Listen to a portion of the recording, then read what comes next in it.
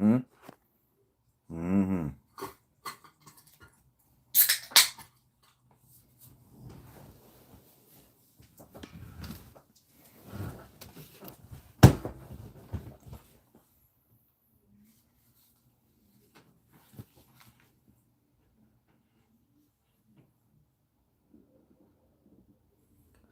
What's going on, guys? What is good in the hood? Aaron he's busy tonight. He's got a lot of stuff going on. So, I think Anthony was having some problems with power from last I heard. I don't know if this is turned. Can y'all see me the right way? Because I got the phone actually turned upside down. Stop messaging me. Hi, baby. I see you out there. Stop messaging me. What are you talking about? Are we gonna start with the troll stuff already? I think I got this phone turned the wrong way. Is it turned the right way? Okay. Because I started it upside down and I think it'll stay that way for right now. But have you guys ever been to the dealer and go to the dealer for service?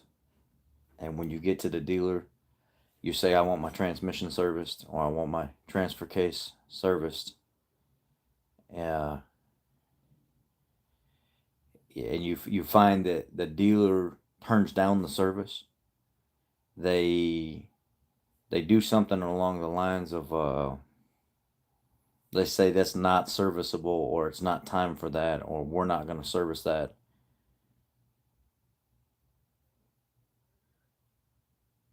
You ever been there? You know how many times every month I get people coming to me and saying stuff like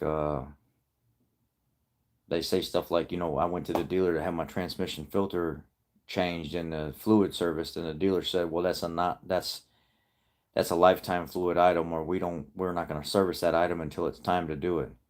But yet you're trying to pay cash to have it done.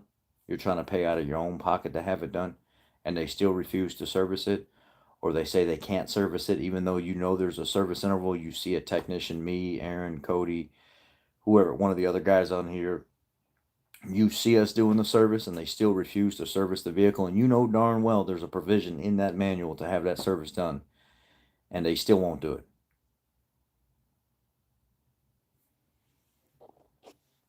Who chooses to ultimately at the end of the day, who chooses who does your serve? Like, is it you? Do you have a say so in when your vehicle's serviced? Or do they have a say so when your vehicle's serviced? I mean, you buy a vehicle because it's your vehicle. Obviously, with that warranty, you have to stay in certain provisions, but there's nowhere in that warranty that doesn't state or that says, I can't service my vehicle early. Nowhere in that warranty does it say you can't over service your vehicle so the dealer can refuse to service you. That's what I don't get. I walked to the front office in the dealership and I heard the service writer telling a customer that they don't service the PTUs on the Ford Escapes. And I turned to him and I looked and I said, what did you just tell that customer? And he said that we don't service the fluid in the PTUs because it's a lifetime fluid. And I asked him, I said, who told you that? Oh, it's part of the service writer Ford training or something like that, as we're learning about these vehicles and stuff. And I said, do you know there's no such thing as a lifetime fluid in these vehicles? Ford just calls it that because it's the lifetime of the warranty, and once the warranty is up, they don't really care anymore. None of these manufacturers care anymore. So it's not lifetime fluid. You don't actually know what you're talking about. It's not the lifetime of the vehicle. It's not the lifetime of that transmission. It's the lifetime of that warranty. And then once that warranty's out, they're not on the hook for anything. You do understand that, right? And he said, well, I didn't know that. And I said, so all this time you've been telling these customers and stuff that you can't service their PTU on the Ford Explorer or the Escapes and stuff like that, or on their F-150s or whatever it may be with their transmission service. But there's actually a provision to service them. If you would just open the service manual up sometimes or go on PTS and actually look at what you're selling the customers or what options are there for the customers instead of just saying no, you might be able to make yourself a few more dollars on your paycheck, and that technician out there might make a few more dollars, and you keep that customer's vehicle on the road longer. You just found yourself a loyal customer that is now going to keep coming back to you because you're doing services that are going to help them prolong the life of their vehicle. You do understand that, right? You just took money out of your own pocket. Long term, if you're playing the long game, you just took money out of your own pocket. Now that customer is going to go somewhere else, and they're going to find somebody that will service their vehicle because they probably watched my video or Aaron's video or Ray's video showing that some service has been done that can be done. The fluid is a serviceable fluid. It is a serviceable filter. But you just told them that you're not going to do it because it's lifetime or you can't service it. Doesn't make very much sense, does it? Bob just came in and said my transmission is shifting. Beautiful since you serviced it last week. Put 400-ish miles on it without problems. I caught Bob's fluid service just in the right time where it still had some red transmission color. It still smelt fresh, but it was just starting to turn a little bit. And he didn't remember the last time it had been in service. And I said, you know what? You have a really clean engine and a really clean transmission. Let's go ahead and drop what fluid we can drop and do a partial service to it. Get some fresh fluid in there, kind of refurbish some of that fluid, get it in there before it starts to break down real bad. And that's when the problems start. Now, while it's nice and clean still, and it has just a little bit of brown color to it, now is the time to do it. Well, it still smells good, it looks good, it feels good, tastes good. And I dropped what was in it just right then and there, and I serviced it with some really good quality fluid. And that's how you do it, though. But why would somebody go to a dealership for, I don't know how many F-150 guys and Super Duty guys have come to me and said, I did what you said. I went to the dealer. They were going to drop 7 or 8 quarts or something like that, 9 quarts. I tried to get it done and have the filter replaced instead of a full service. Get my pan dropped, get my filter and stuff done to keep the life of my fluid and stuff up and my filter good, my transmission healthy, and they said they wouldn't do it. Well, why? Because, well, it's 150,000 mile fluid. No, it's not. There's nothing about that fluid that's 150,000 miles or 100,000 miles. And if you start getting into that 120, 130, 140,000 miles, and then you're just deciding to service it, well, I hope it still smells good and looks good and it hasn't broke down. Because good luck to you. Let me go to some of the comments here. I'm going to go way back.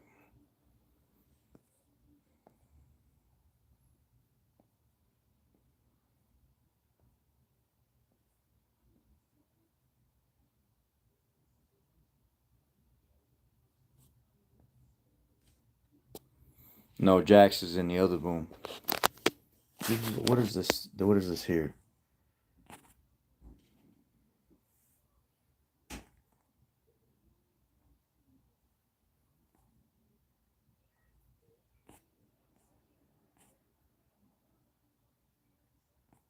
I'm looking at the comments over here. Somebody say something about mine.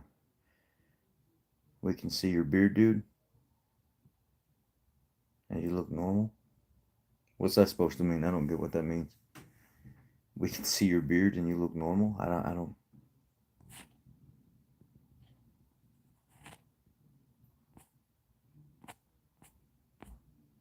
Oh, I think, okay, I see what you mean now. Seeing all your maintenance videos makes me want to write down a schedule maintenance manual. I mean, I'm telling you, that's the way to go. Yes, I just got this yesterday. Hey, boss man, what's up, man? I wanted to replace my brake fluid, and he said, wait till next year. Why? It's not up to him. It's not up to, it's not, let me tell you something right now. Once you start giving somebody else your rights and your power over your vehicle, I mean, that's like them taking a piece of you away. Are you not an adult? Do you not work a job and pay your own bills? Take care of yourself and provide for your family and stuff like that? You pay for this vehicle. Since when do you think somebody else deserves the right to take your rights away to say, I want my vehicle serviced? They deserve no right to do that. And until you start standing up for yourself and saying, look, you're a service writer. Now write service. I want my vehicle serviced. That's it. There ain't no option. Get your vehicle serviced. That's what you're there for. That's what you're going to get. Now, a lot of these service writers, honestly, they've come from multiple other dealers, Chrysler, Honda, Chevy, and they're working at a Ford dealer. But they really don't know much about much, to be honest with you. They've been in the game for a long time, but they're just trying to do a job, right? And at the end of the day, if they're acting like they're bigger than what you're asking for, that's not the place for you. If they're acting like they're bigger than what you're asking for, that is not the place for you. Your job is a service writer. Right service. Somebody comes in for service and you decline service, you are taking money away from the business and you are not doing right by that customer. Your job is to not decline service. It is not to it is not to lie to the customer. It's not to say false things to them. Your job is to learn your job, learn that vehicle that they're asking about. And if you don't know, you ask questions. You go grab a tech. Hey, is the PTU serviceable in this thing? Because Mr. Jones came in and he said he watched some video or something saying that it could be serviced, or he just wants to get ahead of schedule or whatever in services. Do you think this is something that it's pretty easy to do, or how much time do I need to tell him? Oh, let me go to the PTS manual real quick, unless I haven't done one of those services yet. Let's find out. Oh wait, yeah, right here it says you can remove the temperature sensor and drain it, and then if you pull the cooler off at the top, there's a plug in the top, and then you can service it that way. Or you know what? There's only one fill port, but that same fill port says you can actually stick a tube down there and suck the fluid out and then fill it back up that way as well. Huh. Yeah, this can be serviced. It's a little bit of a pain in the butt to do it, but if he's willing to pay for it, a couple hours, a couple things of fluid, yeah, we should be fine. I don't understand what's so hard about that.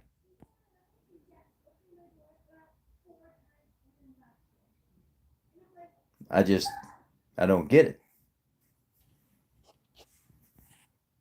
And you guys tell me all the time that you're being declined service, being declined service. And I don't understand that part. I don't understand why people would decline service to somebody that's willing to pay for it and they're trying to get ahead of the game. It's not like you're stealing money. I mean, we could roll this into other topics as well. The customer wants the service done, they get the service done.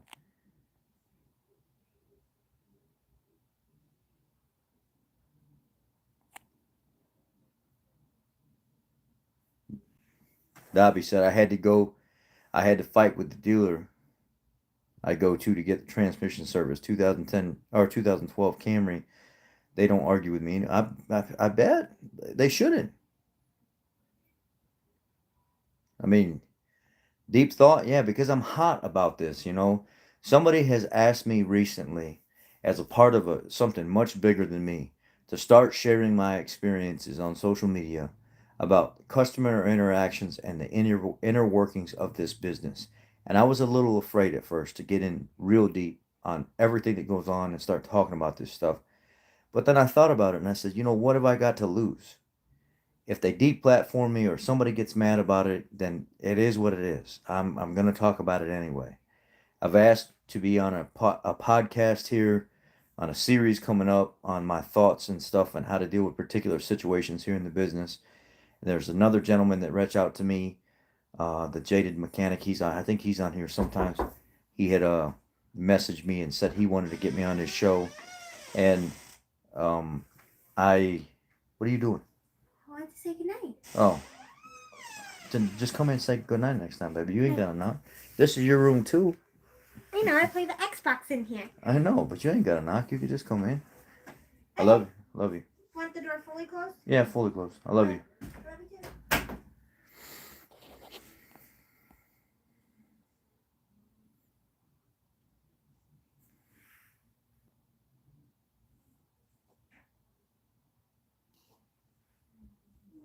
Nah, I mean, I understand what you're saying. What's up, Ryan? My brother from another mother. I'm about to tear his town car up. I'm about to tear that town car up. It's gonna be a different town car when he gets it back. It's getting the works, baby.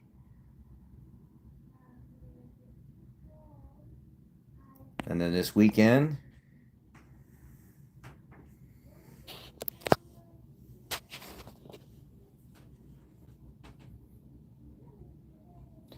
This weekend I'm going to going up to Wisconsin, and I'm picking up the 2.1 Kenny Bell supercharger to drop down on the Grand Marquis. I got a surprise for y'all.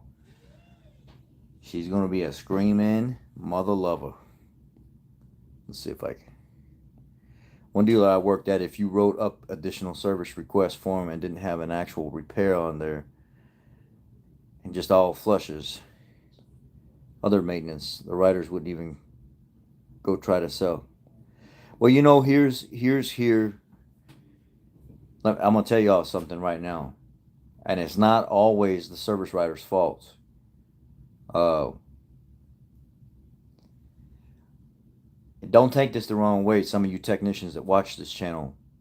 I know some of you are gonna try to fight with me, but I've heard this time in and time out. You have a couple technicians at the dealership that think they're above everybody else. They think that they just don't have to do anything that they don't want to do that's outside their wheelhouse. You get guys that are good at short blocks. You get guys that are good at timing change. You get guys that are good at transmission work, or they're good at, whatever it may be, water pumps. And they get good at those jobs because those are good paying jobs and they get real fast at them. But when it comes time to actually do some different service other than something they're not used to, they don't want to do it. They freak out. They act like they're too good for it, or something that they don't want to be bothered by a flush. I've literally heard the diesel tech, one of the other gas techs say the same thing. I ain't doing no brake flushes. I'm not doing no trans flush.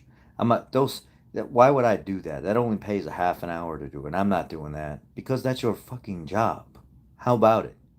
That is your job. That is easy money. Especially when you get a dude that comes in that says, excuse my mouth, I hope kids aren't around and I apologize if they are. I get excited about this stuff.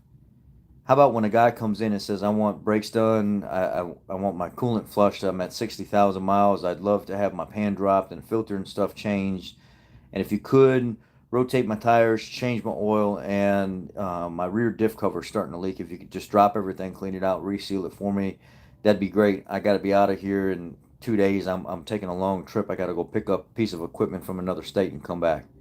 Oh my God. I mean, you're talking an hour and a half for the front at the dealership level, an hour and a half for the rear plus at the dealership level, a 2.5 hour trans service, an hour break, or whatever it may be, probably an hour break flush. Some people can get it done in half an hour. Some people are slower and have to do everything manually. Sometimes they got to do it a couple times. It's just benefit of the doubt. Just give it an hour.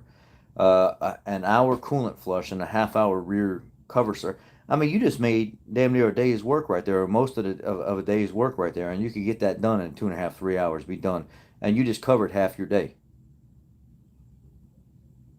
I mean, why would you say no to that? But you literally have technicians in dealerships saying, "I'm not doing that. I'm not touching that," because they feel like they're above. Why would I do that? Literally heard these dudes say, that's easy money on top of whatever else you do in another short block. Say you got a short block stacked up right after it, or a timing chain water pump. Man, you get enough services, your filler work in between your major work like that, you can really start stacking your hours. Why would you turn down maintenance? I don't get that. But I've heard them do it. And I'm like, man, hey, you know what? Hey, come back, come here. Come here. Bring that ticket over here. I will take that. I'm gonna take that ticket right now. I'll put it right here on top of my box. As soon as I get done with this rear end overhaul or something like that, or whatever it is, this electrical problem I'm working on, or you know what? I'll take a break from this electrical problem because I'm gonna have this for a little bit anyway. And I'll go ahead and I'll throw that work in there to make up for some of the hours I missed, and I'll get back on that electrical problem. I mean, I don't get the mindset. It's all easy. That's gravy money. But people do it.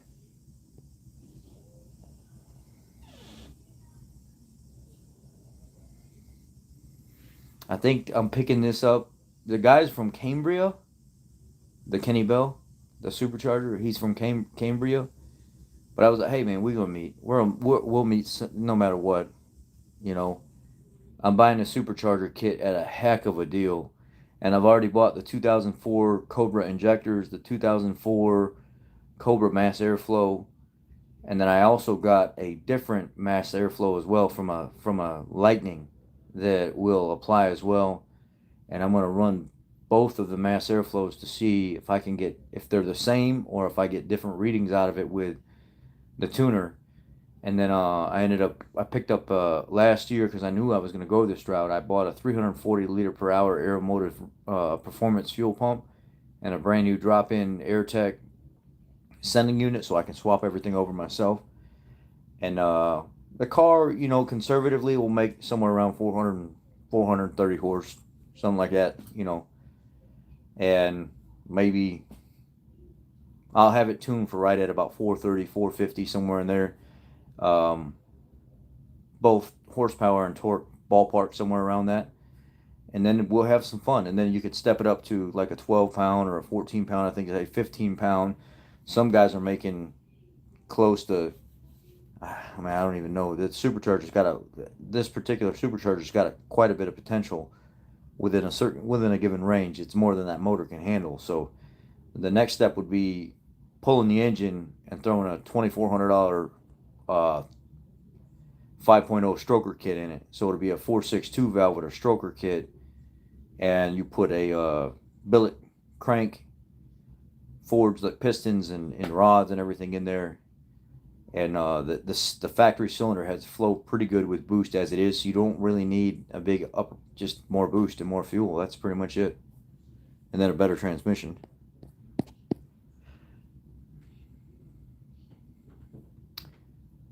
I know some of y'all are die-hard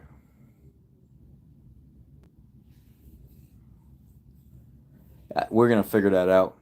I'm not sure yet. What's up, Jeremy? Mr. Anderson in the house. Is it typical for dealerships to refuse transmission fluid change if the manual says lifetime fluid? Of course it is. I've heard quite a bit of dealerships doing it lately. And the whole, what was this up here? Thanks for the super chat, by the way, T Cash. Appreciate it. Some Audis don't even have an oil dipstick. It's stupid, it is, but they have it to where you can go through and you can read in the dash exactly what level it is and stuff if they're functioning properly. I work on a lot of Audis. I'm not a huge fan of Audis because of how much they're in my shop, and they take a ton of money from the customer. We just had to pull, 2013 Audi Q5 3.2 liter the other day. I did a small video on it, kind of explaining what goes into the PL491, PL492 secondary air injection issues, where the carbon builds up in the passages, and then the small cross-through passages that go from the main passage into the exhaust valve, so it can shoot that little bit of air into the exhaust. So it helps with how the emission system, or how the catalytic converter and stuff works, and how it all burns. There was code set in the vehicle, 491, 492, and instead of laying the manifolds out inside the chassis with everything that was there, we actually just went ahead and pulled the engine out and rotted the ports through the engine, the back of the engine, plugged it back up, put everything back together, ran beautiful. And then right after that, the guy was like, oh, I have a Mercedes I want to bring to you guys as well. It has problems with whatever. So I work on a lot of Mercedes, Audis, BMWs, Jaguars, Land Rovers. And it's really weird because people are like, you work on all these European cars, and then I see Fords. You got like a Super Duty out there, and then there's an F-150 out there, and then there's a Raptor, and then there's a couple town cars and stuff. And I'm like, yeah, because my Ford people come and see me. So they keep my life still heavily involved with Ford, so I don't lose it at all. Like every single day I've got some kind of Ford to work on. So I get the question often asked on this channel and stuff like that, are you ever going to change your name because you don't just work at the Ford dealer anymore? No, I'm not ever going to change my name, because I still work on Fords every single day, and almost every one of my vehicles are Fords. I'm always doing something with a Ford. I had a 5.4 3-valve in a couple weeks ago, and it cost the company about $2,500 because it only had like 110, 115,000 miles on it, but it needed all new ignition coils. They were all shot. I mean, just every one of them were rotten, falling apart. Two of the plugs broke off in the cylinder head. And one of them had poor connection going to the ignition coil, which was causing it to break up. That's what made the construction company bring it in early anyway. And I had sent two of my guys over to check the vehicle and said, can you figure out why cylinder 3 is misfiring? So some of them went over and they looked and they're like, yeah, it's just probably plugs or something like that. And I go over and I said, really? Feel the connector on cylinder 1. Feel the connector on cylinder 2. Now reach over there to cylinder 5 and 6 and feel how tight that connector is. Reach back there on cylinder 3 and hold the connector down while the vehicle is running. And they push the connector in real tight on top of the ignition coil and it stopped misfiring. I said, why do you think that is? First of all, that's experience. Second of all, these have been known for poor pin fitment, connection issues, fretting. They're known for that. These 543 valves, they're not very friendly to the end user's pocket. So having to go through there, all the plugs, all the coils, two of them breaking, having to extract all that, get all the debris and stuff out of the cylinder. Then when that was done, you had the typical Super Duty caliper pistons starting to lock up. So it needed new calipers in the front, rotors in the front, brakes in the front. I mean, it was just like an endless. Then the oil needed changed, and it was like $2,300-$2,400 later. They basically had a brand new, what felt like brand new running truck. And I asked the guy, I said, you ever going to get rid of this truck? And he said, no, I'm not. It's easier for me to keep this 250 and just keep putting the money into it. And let's just say I see you another year from now or two years from now, and I got to go through the same issue again. I'd rather take the $2,400 and put in it every couple of years than go out and spend $70,000, $80,000 on a brand new truck and be at the dealer all the time. And I'm thinking to myself, man, I never really thought about it that way. They said, why do you think a lot of these guys are not getting rid of their newer vehicles anymore? They're just putting the money into it. Because they don't want to be stuck in this position where their truck's down for weeks and weeks and weeks, if not months, because you can't get parts, because the UAW is about to go on strike, because there's going to be harder and harder to get parts for things. I'd rather just put the money into a truck that I know parts are already available for, that I'm not going to be hurt by some kind of strike that's coming up, or a dealer not having available parts and stuff. Just not worth it to me. Well, I never thought about it that way until I got on the management side and running the business of what was really going through the customer's mind like that, until I started to get to talk to them more. And now it makes sense. It makes a lot of sense.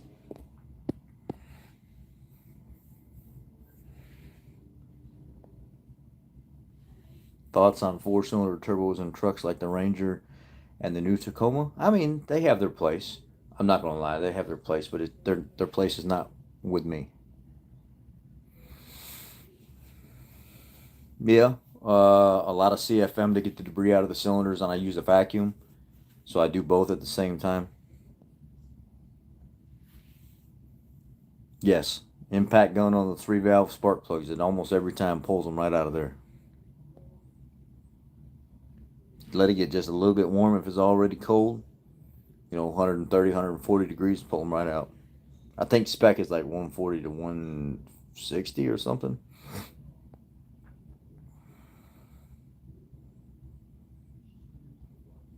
Kevin says he's got a 01 F-150 5.4, best truck ever owned, pushing 280. I mean, they'll run. I mean, they will run. I had a Geo Prism. Damn, cracked the damn head.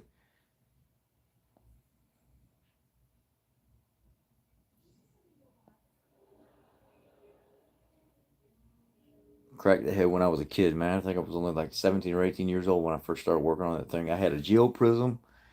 I had a 90.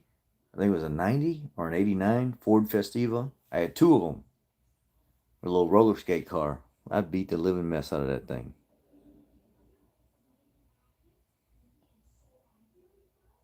Audi EGR crap. Yeah.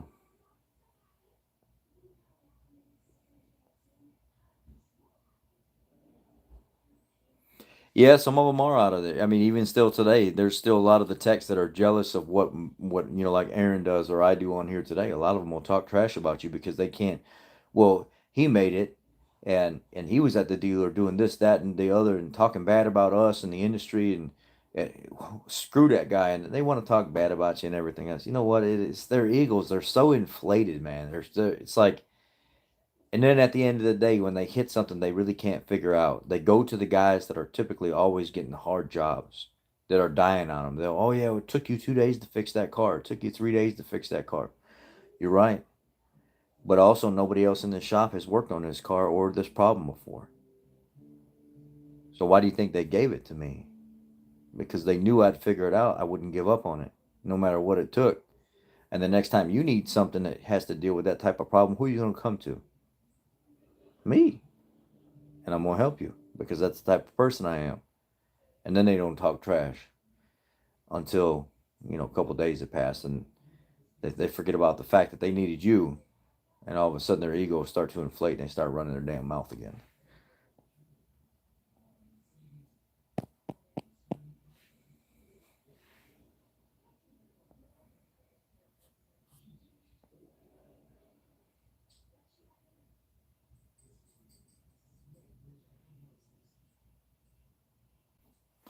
Yes, the Costanza. If you get the air conditioner charged and they say you need to come back to check for leaks in a week, but it stays cold for a week, is it worth going? Yeah, I would.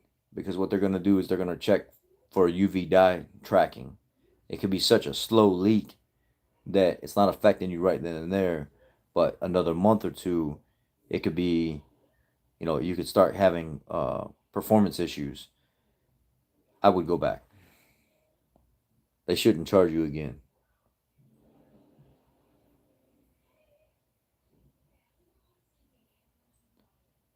I put a catch can on my wife's 2.3 Bronco to help with carbon. Good, good. As clean as my truck runs, I got a 15 F-150 aluminum body, 5 liters, 6-speed, 4x4, leveled out, 33s, old school, like 2009 F-150 rims, just with some MTs on it that I don't even plan on taking out because they run so damn good. It's got 97,000 miles on it. And I just put a cheap $70 Amazon catch can on it. Really good quality. Very, very nice. Direct snap-in fittings to the Ford fitting. So it wasn't no cheap stuff where you got to just, you're taking like hose clamp bands and stuff and shoving them on. It was actually quick connects that go on the Ford fittings, which I was super surprised that you can find something like that on Amazon. But it was there. $70. 1 week, I checked the catch can. I had a little bit of oil in the bottom of it. Just enough to tip the can sideways and you can see it building up. You can get it to pull back and forth. I have a video recorded on my phone right now that's not released. It won't be released until the morning. After 1 month of driving, that can, let's just say it's 3 inches, 4 inches long. About a quarter of that can had oil in the bottom of it. It was about a quarter full. And I was thinking to myself, I said, man, this works. And I actually explained why you don't need 2 catch cans on your vehicle, especially if you're running a pickup truck and you got a V-bank style setup, why you don't need 2 catch cans and one is just fine. And the reason for it, I explain all that in the video that will be released in the morning.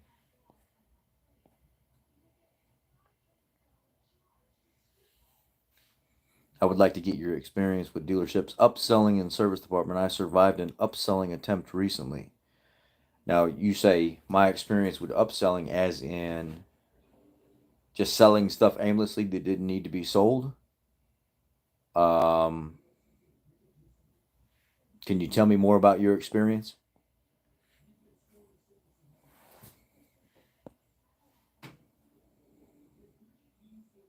Oh, I see what you mean. Just put the hose to the ground. Yeah, get that old school road draft, tube going. Yeah, buddy. I know what you mean.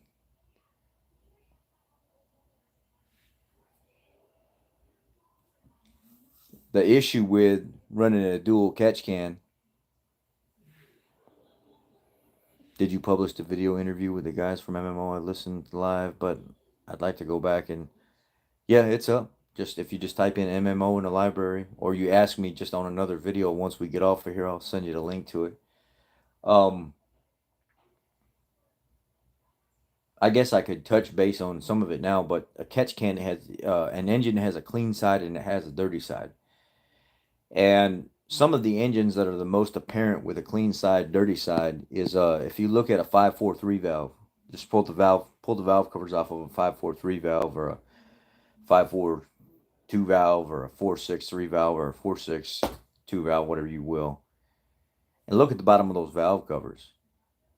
You ever notice how on the driver's side it's nice and clean, but on the passenger side it's real dirty and tarnished? It's got like this dark golden, almost like a light brown color.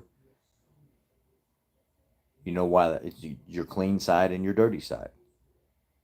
And you got a tube going from your air box, your air your induction neck, and off of that induction neck you got a tube that goes over to your valve cover, and it's pulling in filtered air from that tube from your air box. And that filtered air, that clean air, is going through on the driver's side, kind of making its way through the engine, through the pan and stuff like that. And then you got your vacuum side, your dirty side, your PCV side. It'll pull from the passenger side. So all that blow by and gases and stuff that are in there are getting pulled up. Got fresh air coming in from the driver's side. I wrote a whole diagram out when I was in tech school because they said we're gonna call something out. You write how it functions, and then you draw a picture on how it functions. And that was one of the systems I drew. And I was selected for the best in the class for this because of how I drew the system. And you get that fresh air that comes through that driver's side cylinder head, gets pulled through the crankcase and stuff. And as everything kind of comes together and gets sucked back out the passenger side through the PCV, it gets recirculated back into the intake manifold. Well, so does those oil vapors and stuff as well. Well, if you put a catch can on that dirty side, it'll go through those different baffles in the top. The gases will get pulled back into it, but that vapor and moisture and stuff and the blow by kind of oily gases and stuff get separated. Sometimes people put stainless steel, I think it's stainless steel wool down in there, and it helps pull the vapors down better and accumulate in the bottom of the catch can. I don't run anything in mine. It does just fine when it goes through the baffles. And you can smell that oil that's in there. It smells like real gassy oil before it goes back in the intake manifold. So you got clean side, dirty side. So the theory is if you're getting clean air sucked in one side and vacuum from the engine is pulling the dirty stuff out the passenger side, what's the point in running two catch cans if you don't have a turbo? If you're not boosted, you're not pushing oily air back into that. Now, if you're boosted, especially high performance with a tune and everything else, you got to think you're not pulling from an air box anymore. That's boost air. That's pressure getting pushed back in there that has oil vapor and everything else in it. So when you're pulling from that side, you're not necessarily always going to be pulling exactly. How did the tuner explain it? You're not always going to be pulling clean air. It could have oil vapor and moisture and stuff and fuel in it. So having a dual catch can setup would actually benefit you because it's going to clean up that other side as well. But a naturally aspirated vehicle, a non-high horsepower, naturally aspirated vehicle wouldn't benefit from dual catch cans.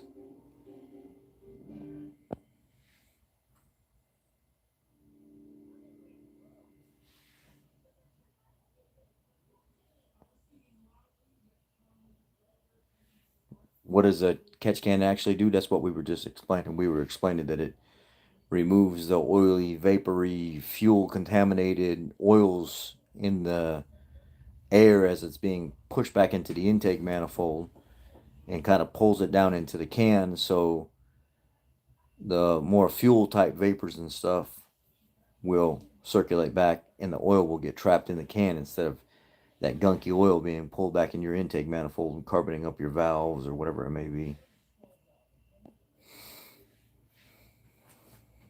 I'm slowly building my 3.5. I'll be around 550 to 600 after this winter. We just did one. We did one not too long ago at the dealer. Pull a cab on it, put upgraded turbos, had more compressor fins, did the exhaust, tune, everything. It was probably somewhere right around 550, 600. It was it moved pretty good, but it puked the oil seal right back out first like 30 miles on the truck because it was the first generation turbo that had the upgrades, and it pushed the seal right out of it. 3.5 EcoBoost F-150.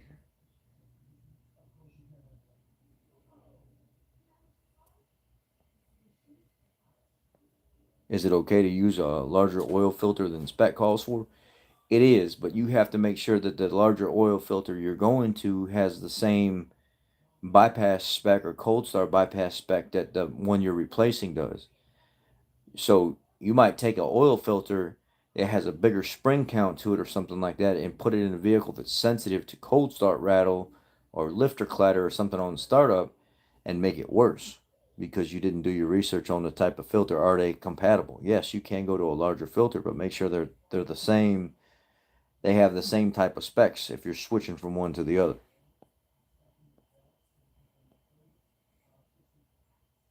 Can a leaking evap purge valve hose go into the canister cause a 430? Yeah. I mean, I would think it would cause both a 430 and a 420, but it sure can. But you're going to love that boosted 2-valve. My one bullet made 450 horsepower on 10 pounds with a stock motor. Yeah, I sure hope so. I hope you're right. I'm gonna push it. And then when that's done, the 5-liter stroker kit is gonna go in, and I'm gonna try to get 550, 600 out of it. And then when that's done, the next step is I reach out to somebody at Lethal Performance, and they said that the Trick Flow 38cc upper end kit for the 462 valve will be in mid-November. So he said if you want to place your order a little before mid-November, that's when they said they're gonna release the stock to us because they're building everything now, and we'll have more of those upper end kits for the 462 valve, so you can put the TFS kit on here and then really start to play with some numbers. I mean, you might even have to end up getting a new block for it at that point because you're gonna have the TFS heads, you'll have the Kenny Bell supercharger, long tube headers, the stroker, the 5-liter stroker kit. I mean, the motor could easily, with the right spring and cam kit and everything, could easily push 650, 700 horse if you can keep it together. But that block is not going to be able to. They said the block might not be able to take it, but they've seen guys that are very conservative with their fuel and stuff like that not run the engine lean and enough ring gap. They can easily make 650, 700 horsepower plus, but it's just that stock block ain't going to be able to take it. Any thoughts on the new Mustang? Huh, the sucker's unbelievable. Any thoughts? Of course, a lot of thoughts.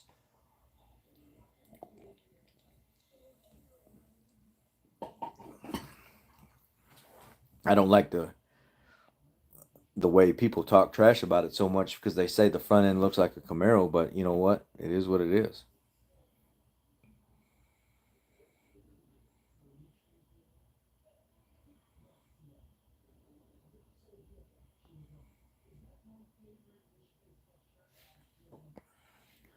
I was chasing the MAF throttle position correlation logging codes along the way. They tried to sell me a new turbo. Fixed, no new turbo and no new codes. I mean, honestly, that was probably a technician that didn't really know where to go. No live stream with A-Rod. No, he said he's working on a lot of work right now, and he can't really get around to putting out a video right now. I think he's got a lot of stuff coming for you guys, and it's just been running. His days are running into his nights, and his nights are running into his days, and he's trying to really, keep putting out quality content and stuff like that. And he's working on that right now.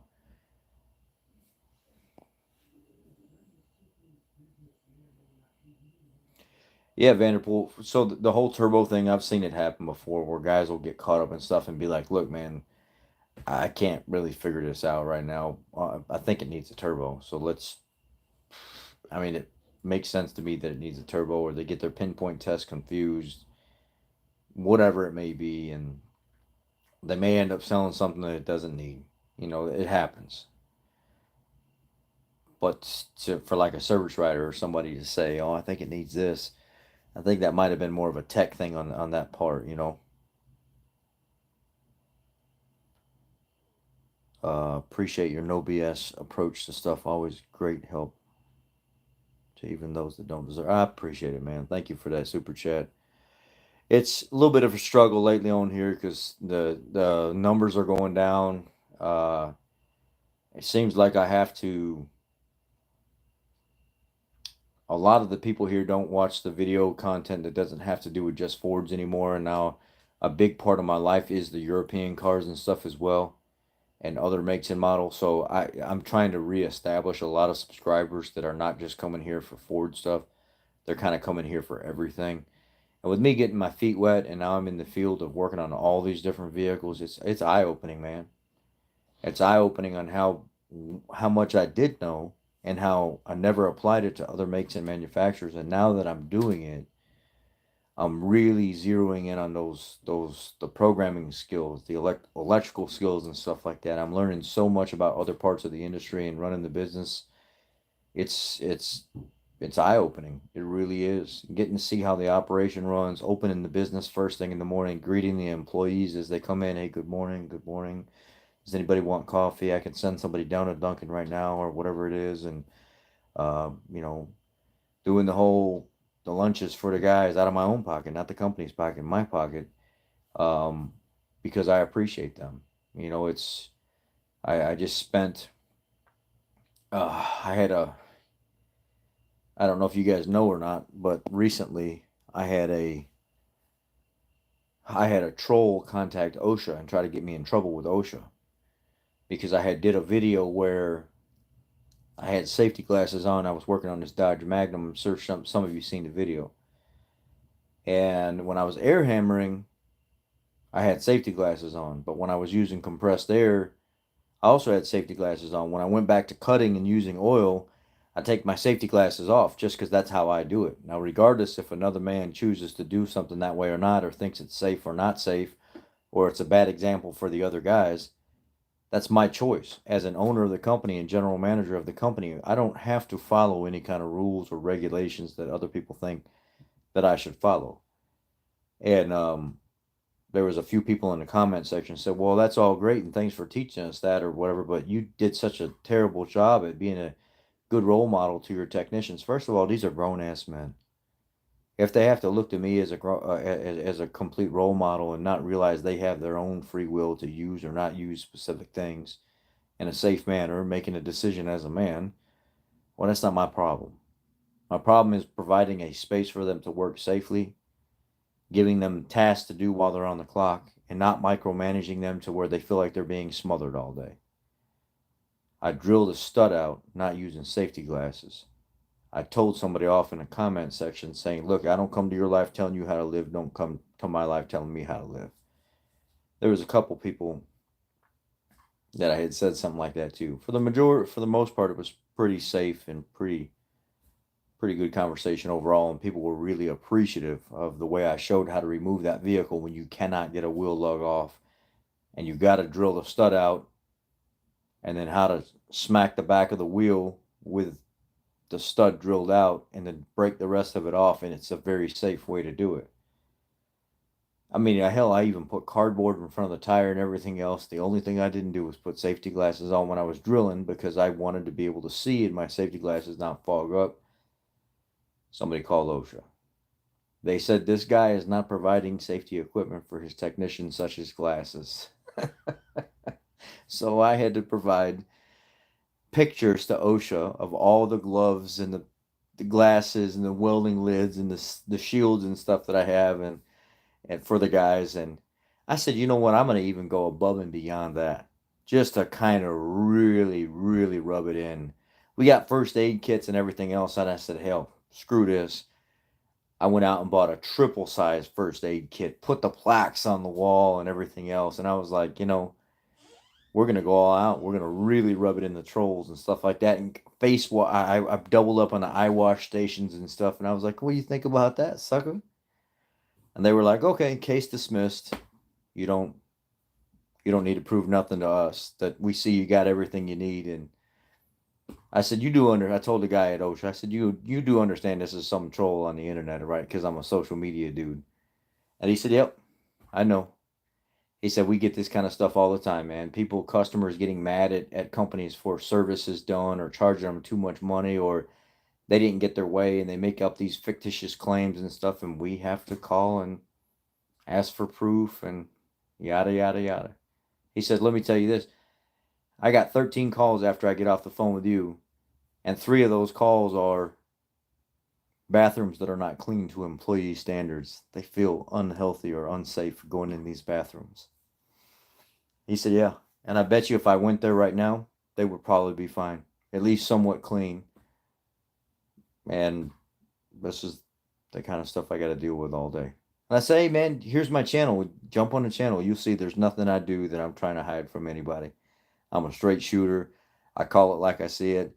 If people don't fucking like it, it's just too damn bad. That's just how it is. And he was like, man, I feel you. I used to be a technician almost my whole career, and I just got into the OSHA thing, not too long ago.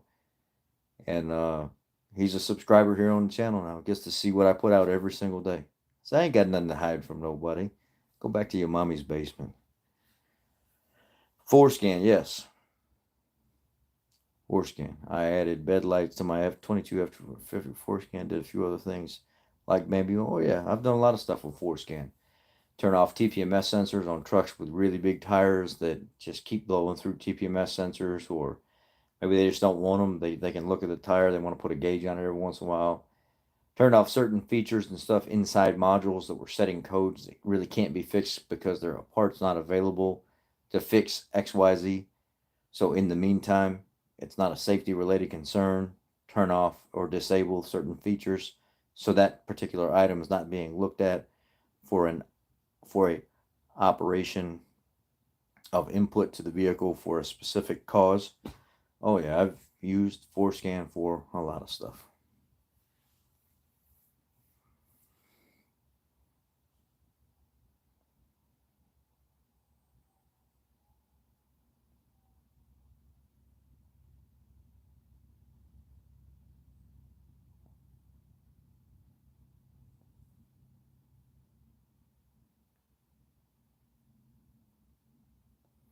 And the thing is, when I was talking to OSHA, he was like, no, you as the general manager, owner of the company, I can't force you to do anything. I can't force not even the mechanics. If they don't want to use stuff, they don't have to. You cannot literally force them to do anything.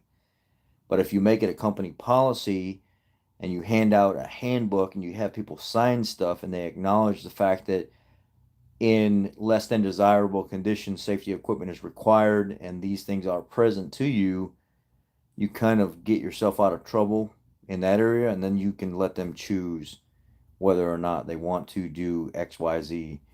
And the gentleman was like, there's really not a whole lot anybody can make your guys do or you do. But what we can do is we can make sure that you're providing that equipment. And I said, they got a whole fucking shop full of different equipment and stuff that they need, man. They could go out there and find a piece of equipment or safety equipment on every single wall in a shop. I am not worried about it.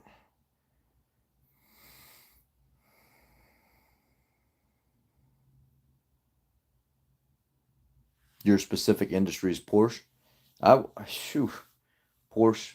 I mean, every time we get it's a Porsche, probably a Porsche 9. What did we do? Porsche Cayenne, Porsche Cayenne. It was a Cayenne that came in recently. It was a 04, 05, and the thing had been down for quite a while. She took the vehicle to the Porsche dealer. She had them install a new battery and program a new key, and she said it cost her $1,550 for a battery and a key. And I said, oh my God. Holy moly. At the Ford dealer, if you just needed a battery and a key, you'd have paid $150 for the battery. No big deal.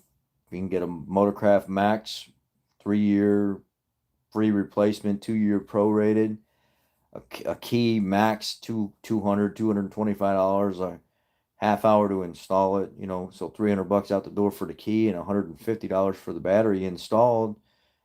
You're, 500 bucks. We even call it 600 bucks. A Porsche battery and a Porsche key, $1,550. The battery had only been in the vehicle for about a year. No, 14 months. And I got the battery at the shop right now.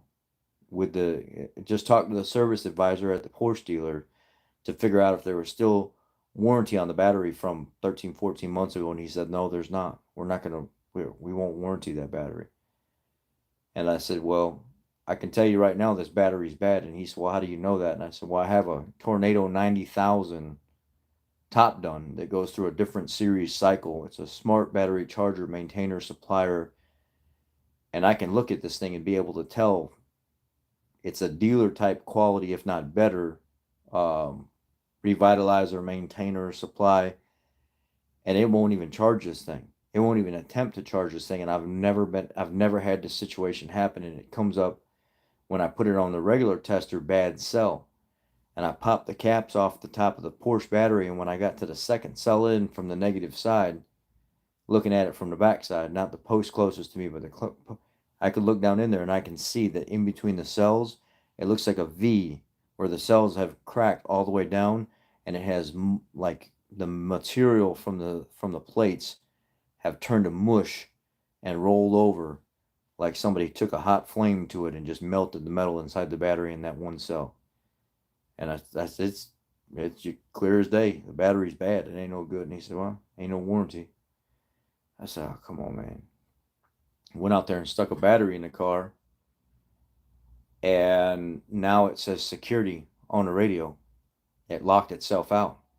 And while you're sitting there with the vehicle running, every once in a while, music will start to play again, and it'll go right back into theft mode or security mode. So now the radio is locked out with security in the display just from changing the battery. And they said sometimes that'll happen. And then other time we had the same Porsche Cayenne. It was the inline, what is that, a 4-cylinder or a 5-cylinder or some kind of crap like that. Man, this thing had like 5 or 6 different, it was like a 2008, 2009. I forget exactly what year it was. It had a coolant leak out of every freaking plastic connection on that damn engine. I felt like setting the thing on fire. Every time you touch something, something else would break, and then it'd break. It was a $3,000 job after replacing all the hoses, the lines, the plastic connections, the heater control valve started leaking from inside the control valve through the plastic. And I fought that thing for days trying to get that stuff done because my guys couldn't get certain parts off, and I ended up doing it myself with them, with their assistance, but I did the bulk of the work. My arms were all chewed up and cut up when I was done, and then afterwards, one of the Porsche technicians here on the channel was like, that's because you didn't service that vehicle correctly. That was an intended to be out of chassis job. If you would have dropped that engine and transmission down on a table, you could have been done with that stuff quick.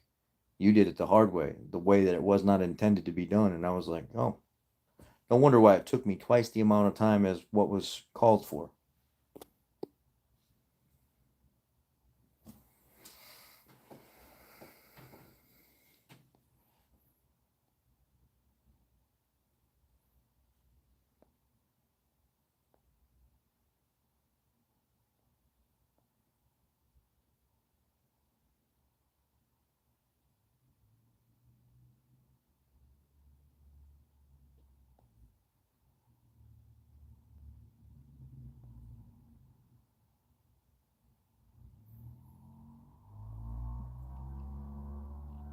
Looking through comments now, guys.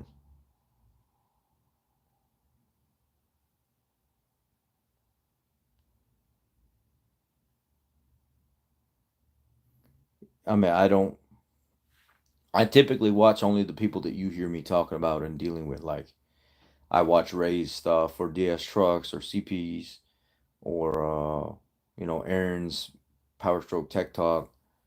The guy, the Car Care Nut. I do like some of his Toyota stuff. He's a really really smart dude. Um, I do cars. Uh, yeah, I mean, I watch mainly those guys. I don't really try to watch a bunch of YouTubers honestly because it starts getting in my head, and then I don't want other ideas. I guess I don't want to unintentionally take other ideas from other people, and then I don't know. I feel weird about that. I just don't like watching other people, to be honest with you, because I don't want their ideas in my head.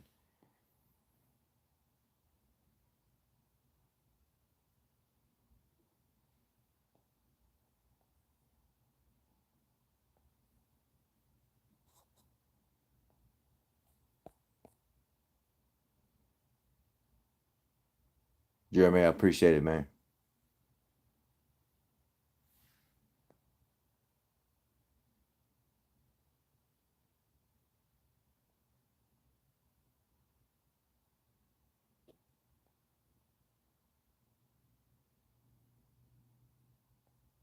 Yeah.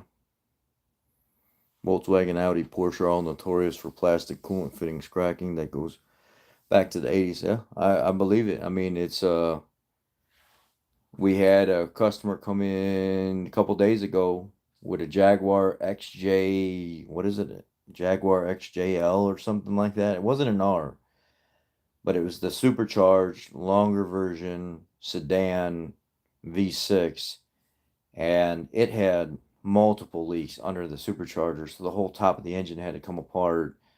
All the hoses, the connections, the O-rings, everything had to be replaced. And I'm like, oh my God, man. This just went from an hour diag to, I mean, this is going to be an expensive repair. And I feel so bad for the customer, but it is what it is. When you drive those type of cars, and it's like a fashion statement, it's not even because you really want that car. It's because people in your area drive that stuff, and you look out of place when you're not driving something like that. Mm, I just don't see the need for it.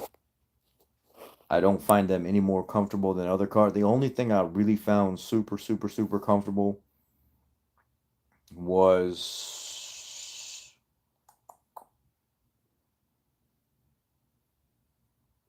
hmm,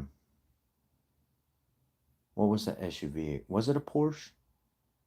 I think it was a newer Porsche Cayenne or something like that that came by just for service. And when I drove it down a side street and I went over the speed bumps, it's like you barely even had to stop. It just boop, boop, boop, boop, right over it. And I was like, what was that? Was that like active suspension or something like that? That was really nuts how that vehicle just handled that. And it felt like I didn't even go over anything. And normally it's like like it's bouncing your body up into the roof. But this Porsche just shoo right over it like it was nothing. I was like, dude, that was crazy.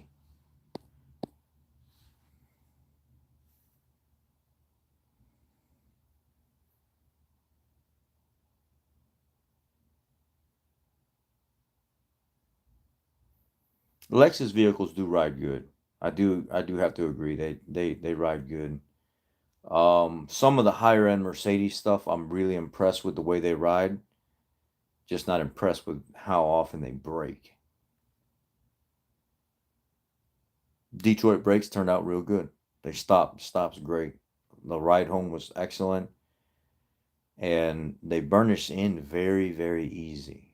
And there's not a ton of brake like hot brake smell when you're done with those, which I was really impressed with. But I think that because of the drilled and slotted rotors, it dissipates heat much better than a standard rotor does.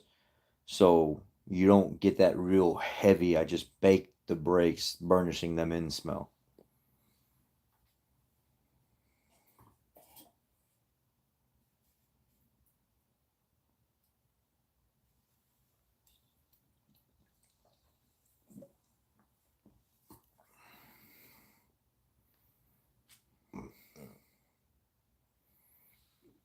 Yeah, we don't really get Mazdas in where I'm at. We don't get a lot of Mazdas in to work on at all. We'll get like Chevys and mainly European stuff. Every once in a while, we might do like a Honda engine, or not really Toyota engines. The Toyotas we do are stupid stuff like AC compressor doesn't work, or it's burning oil, and I flush the engine out a couple times, it stops burning oil. Um, or there's like some kind of electrical problem where like a fan gets stuck on or something like that. Or lately, the Toyotas have been bad about the interior dash stuff. The blend door actuators and mode door actuators sticking really bad. A lot of brand new, like newer Toyotas within the last 4 or 5 years, especially the minivans. So they may have pretty sound engines and transmissions, but the electrical problems, the HVAC problems, a lot of burning oil problems. Um, Other than that, not too much of anything else.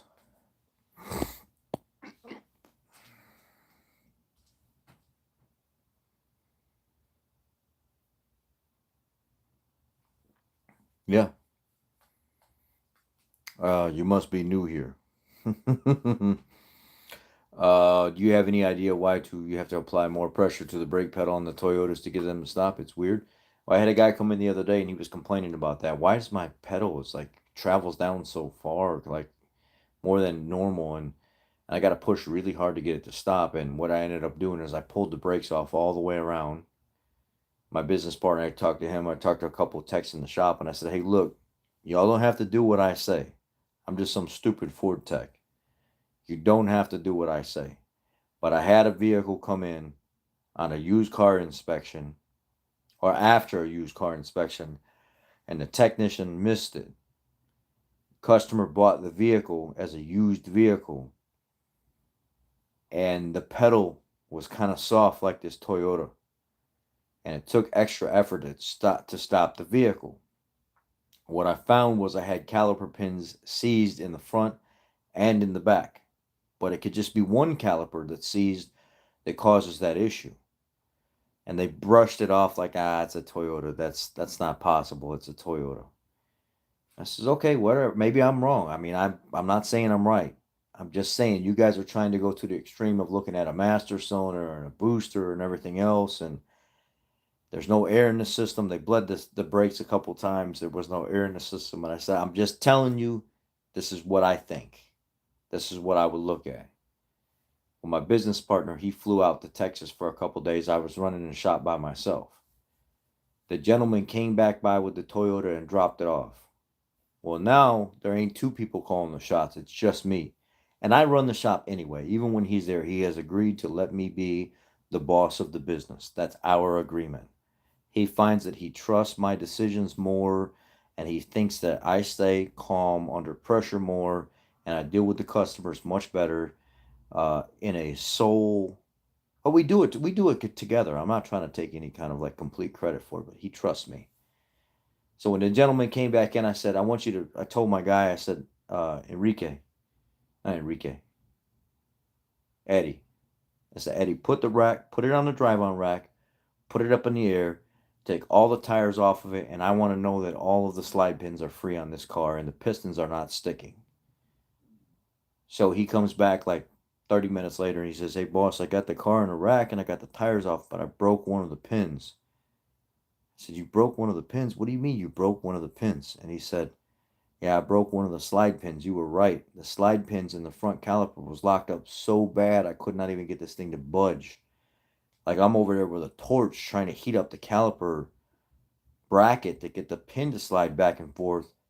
And I couldn't even get this thing to move. And it looked like there was nothing wrong with it. But when I physically touched it, like you said, and I tried to move it and see if it spun, it wouldn't do nothing. So there you go, man. That's exactly what I was talking about. And y'all didn't want to listen to me. Y'all thought I was some stupid Ford tech. He don't know. I'm telling you, keep it simple, stupid. Kiss. Keep it simple, stupid. I told my parts manager, I said, hey, how much is a new caliper for this thing? Let's help the customer out. He's a good dude. He's a customer that's been here a lot.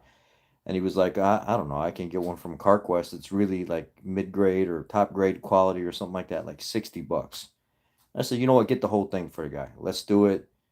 Get me a seal kit for the other side. We'll put new seals on the other pistons that are moving and stuff like that, because one of the slides feels kind of tight, like it doesn't want to move even though there's no rust. So the seal swelled inside the bore, and it was causing the piston to kind of not want to move so easy.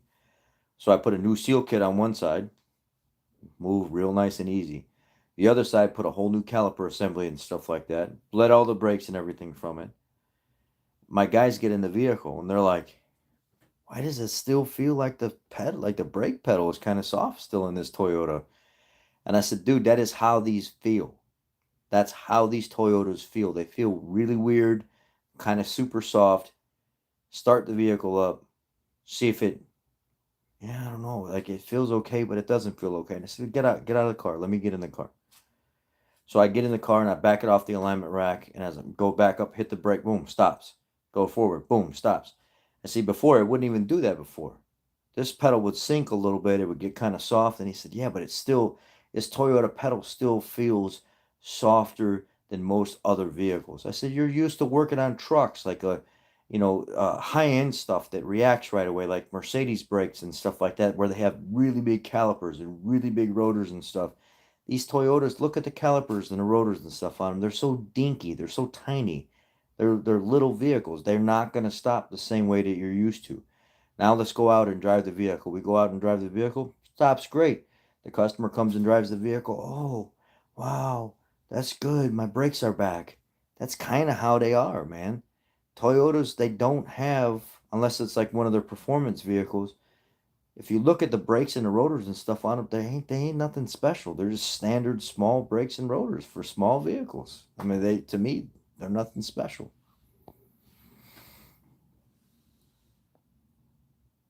And you're right. Derek just hit the nail right on the head. All cars have a different feel. I could go get in my town car. In my town car, it's an inherent problem in the Panther platform vehicles. Guys will say, "Why does the pedal feel kind of soft right at the top? And then once you go down just right off the top, it's fine."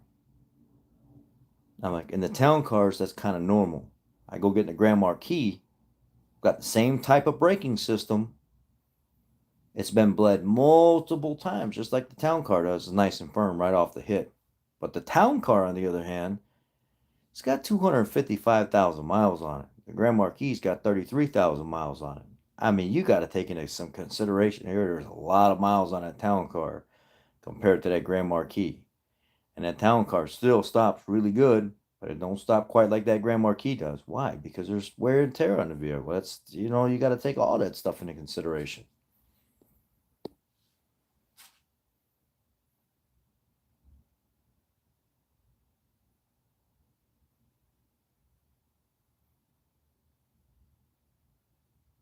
Yeah. Then I get in my F-150, I touch the brakes on my F-150 or like a Super Duty, the sucker stops. There ain't no delay and lag and all this other stuff. It just flat out stops. But you know what, an impressive vehicle, and I hate to even say this, my old lady's GMC Sierra, she got good brakes on that thing. You just barely put your foot on it, it's already starting to stop. Now you go get in one of my town cars, or you go getting like a Toyota or a little Nissan or something like that, and it's a completely different feel. By getting a truck, one of our trucks, they stop. It's a big difference.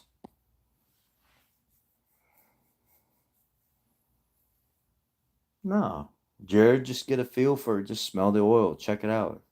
If you're confused on whether, or you don't really know whether or not it should be serviced, take it to a transmission guy. Take it to a transmission guy. Or make sure the dealership has an experienced transmission guy. I like getting my transmission serviced, and I hate to say this to y'all, but I'm going to say it anyway. I like to take my transmission to have it serviced if I don't have time, which I have time now. It's my job is to have time because I run a business. But when I was out and about and I was going all the time and I was running, I would go to A1A transmission. I would go to a transmission place, a real transmission place, and I'd say, "Hey, can you check out my trans, or can you check out my fluid and stuff like that and see if you think it needs to be serviced?" Boom, in and out, done. Serviced, filter, fluid, done. topped off, perfect, everything. That's their specialty. That's what they do. They don't have all these other tasks and stuff going on. They do transmissions.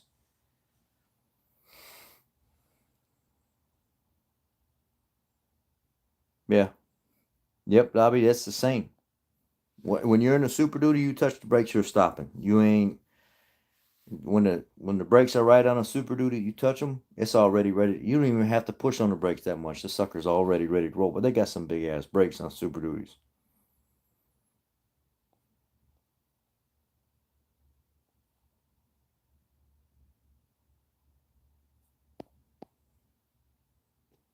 Okay, we've been on here. What does it say?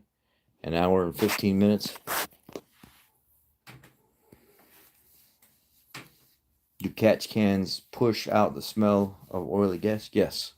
I just checked the catch can tonight. I was like, that's oily gas smell. Those trans guys are great. Went to school with one. Awesome guy. Yep. Do the new Mustangs have the same issues with the cylinder liners that don't hold up cause problems? The old Mustangs didn't have that problem either, Jason. For some reason, it was only in the F-150s. I don't know if it was programming or what it was, but the F-150s were the ones with the oil consumption problems, not the Mustang. Mustangs really never had the oil consumption problem.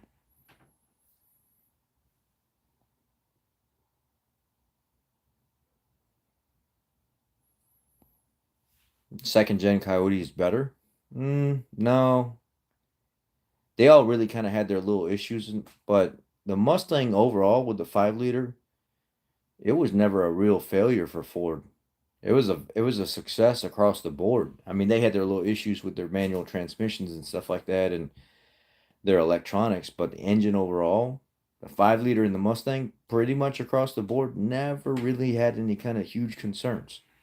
Even during the 2018 to 2020 third gen Coyote fiasco with the cylinder plasma spray, whatever, blah blah blah. The Mustangs were not having that problem that they were having.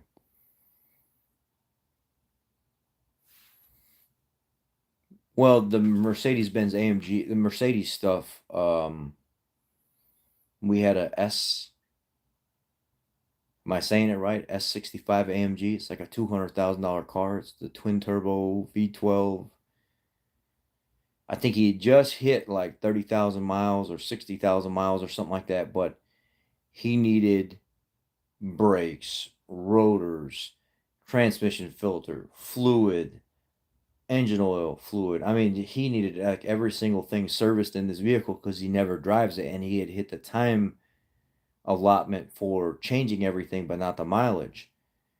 And the guy was like, "Look, I'm not worried about money or anything like that. I have no issue with paying whatever money you guys need. I want this car done right, and I want all like name brand stuff, the name brand rotors, the name brand brake pads, the sensors and stuff for it. I want all the OE fluid and stuff for this, the OE filter for the trans. Everything needs to be done OE to spec because this car gets rented out and they pay big money for this car." Um, and I think it's close. It's like right at like a $200,000 car or something like that. Um,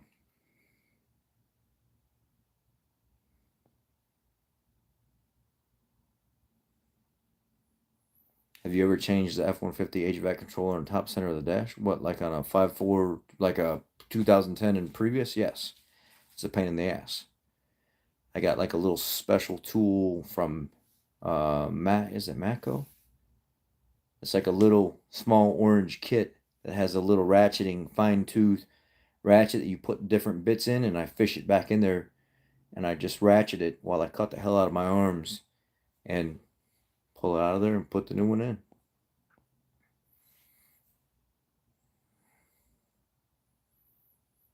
Hey Ford boss, would you be comfortable lifting the new F-350s on a 10,000 pound hoist? Well, yeah, why would I not? Of course. Um, but it was almost 5 grand when this dude left the shop not too long ago. It was about $5,000 for all his maintenance. The fluid was through the roof. The transmission filter is all like integrated into the pan or something like that. The rotors were huge on this thing. The brake pads were massive on it. Once everything was said and done and all the stuff, like there was one of the lights needed to be changed. There was some filters that had to be changed.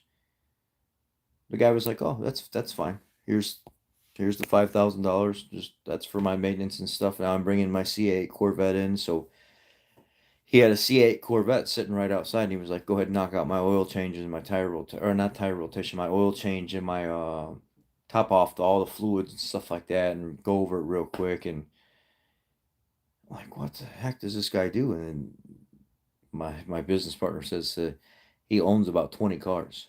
Some of them are regular cars, some of them are higher end cars. He rents them out on that app, and he brings all his vehicles here for service. That people pay big money to rent his cars. Okay.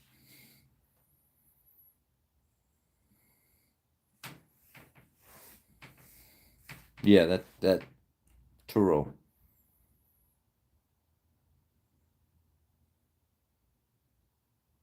A lot of people got into that early and they made a ton of money early on. Well, now a lot of those guys that made a lot of money early on with that Turo app, now they're hurting because a lot of them made like thousands and thousands of dollars early on, and they bought like a second car and a third car and a 10th car and a 20th car and a 50th car, and now they're like, shit, dude, I have all these cars that I don't lease them all out anymore, and I'm making payments on all of them, and I'm barely just getting by. We know one guy's got like over 50 cars on the Turo app for lease or for rent. But he said like a couple years ago, I was booming. Great. Now all these people are renting out their cars on the Turo app, and my business has pretty much tanked. I just barely make it with all the cars that I have.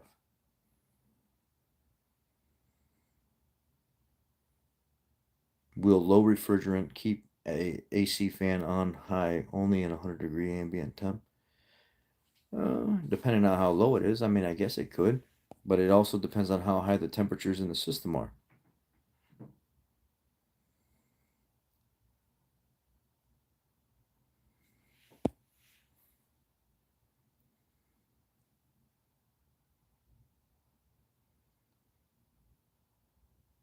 Yeah, Turo's like a lot of these people that had all these cars are like, sucks because I know one guy, he didn't go crazy like some of the other guys did though. He only bought 10 cars. He bought 10 cars and put them on the app, and once he made enough money, he quit buying more cars and more cars to put on there.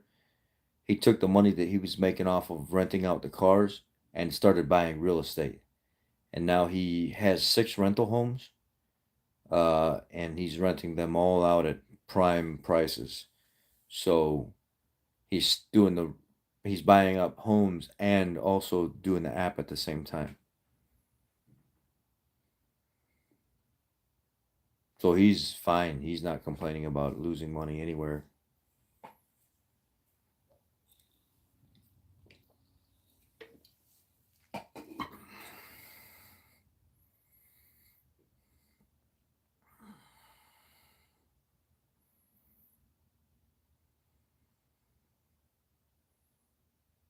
Your AC was dripping from condensation in the engine bay. Is this normal? Yes. Low side 32, high side 150. Then that's normal. Depending on the temperature, that's about normal. Um, those couple days where it was like 115, 120 with like the heat index and the humidity was like 60% humidity, you could turn a vehicle on here and it could run for 5 minutes. And within 5 minutes, it was freaking dumping. Like you took a gallon of water and you were just drizzling it out the HVAC drain. You could just, it wasn't dripping. It was like steady stream coming out of the HVAC box. And I was like, oh my God, man, this vehicle's been running for 5 minutes. It's like pouring out of this thing.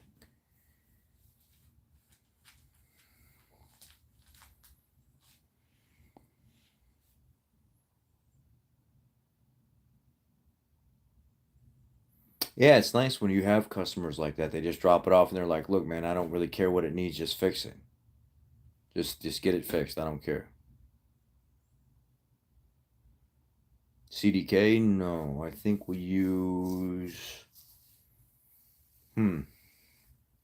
We have an old school system where the repair orders and stuff are already printed off, and we make copies of them, and we change the colors of them based on the month, and they all are numbered.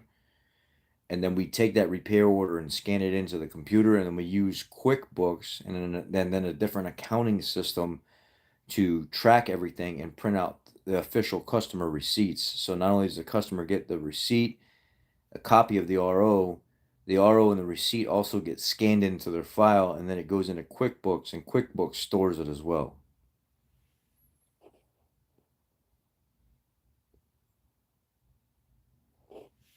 Have I ever tested Wix oil filters? Yeah, they're good filters. I mean, to me, it's a filter. It's a nice, robust filter. There's nothing to me too crazy about very much anymore. Recently, I watched a video that popped up in my feed. I'm always intrigued by the oil filter engineer guy that talks about his new testing and stuff. He's a fairly newer channel, and I'd always told people that I'm pretty impressed with the Purelator Boss filter. And sure enough, he had basically said the same thing in one of his last videos. Through all the testing that they did, the Purelator Boss looked like a really good filter. So I'm pretty happy with my overall recommendation to people. If it's not an OE filter, I recommend getting a Purelator Boss. It's just a very clean, very nice filtering filter without being too restrictive. I really like it. Yeah, I need to get to bed too. We've been on here for an hour and 26 minutes. I'm gonna go upstairs and lay down with the missus, take a shower and stuff real quick, and I need to get off of here. Hit the thumbs up if you guys haven't already. I appreciate that. Thanks for reminding. Um, the days that Aaron's typically not gonna do live stream because he's really busy with something or whatever, me and Anthony will typically try to get on here and talk to you guys and at least bring some kind of entertainment for the Wednesday night show. Anthony was going to get on here with me and talk for a little bit, but he ended up running into a power outage thing. So we bearded Ford Tech. So we had to. I jumped on here just so I could keep you guys somewhat entertained, if you were entertained anyway. But anyway, you're welcome. Completely different crowd at night than in the morning. In the morning time, oh my God, so many trolls in the morning. At night, it's like all the normal people that are like respectful and they're all friends with each other and stuff, or they just like chatting. In the morning, the trolls are out of control on here.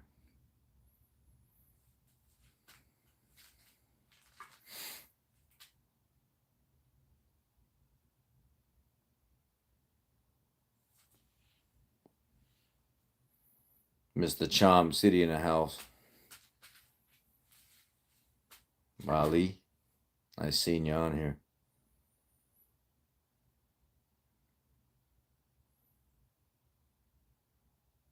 All right, guys. Yeah, trolls. Yeah, well, I guess you can call that. I guess I am a little bit, but anyway. No, Dobby, it's not you. No, no, no. It's guys in the morning that talk about, oh, you're a big guy. You need to lose weight. I never knew this guy was that big and stuff. It's just they just unnecessarily rude and just say like they try to say mean, hurtful things just for no reason. I don't know what it is. I think it's like might even be some like Facebook group where they track people that do live streams in the morning and they just like harassing them. And it's like typically 3, 4, 5 people all at one time doing it.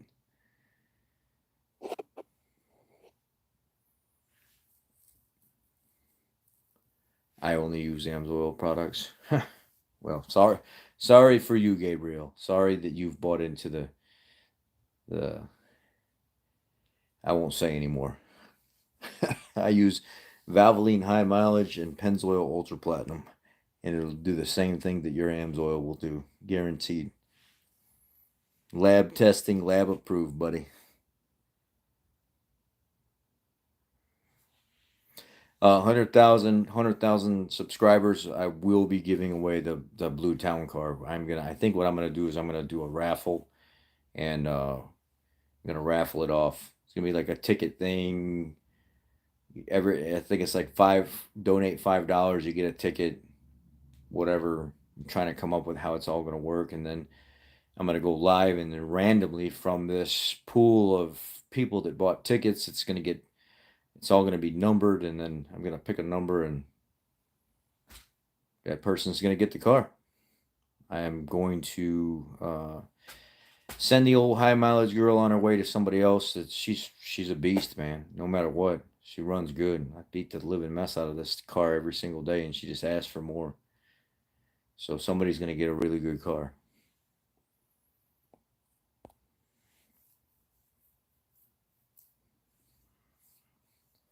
A lot of oil comes from Warren Distribution.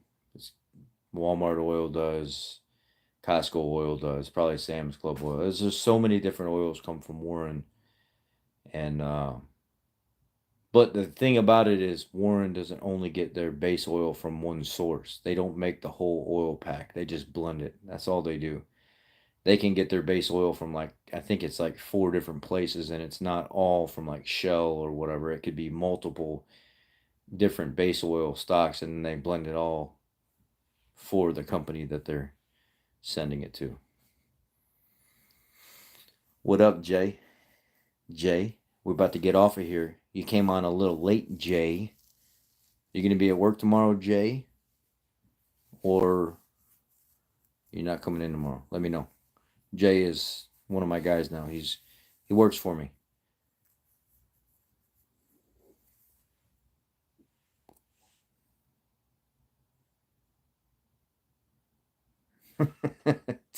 Already about the winning ticket. Anyhow, Amsoil still using Lubrizol? I don't know. I don't know what the hell they're using.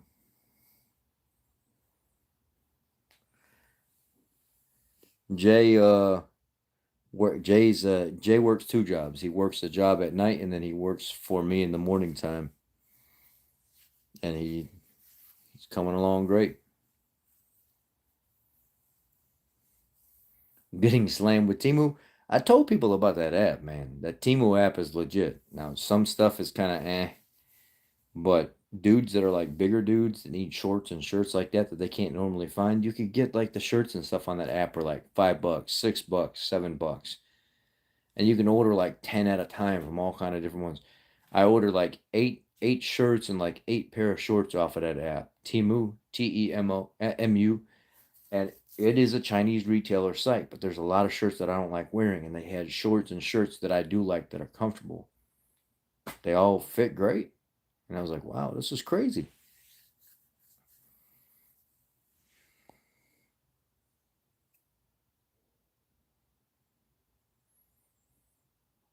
All right, guys, I got to go. I'm getting off. Gotta go. Y'all have a good night. Have a good night.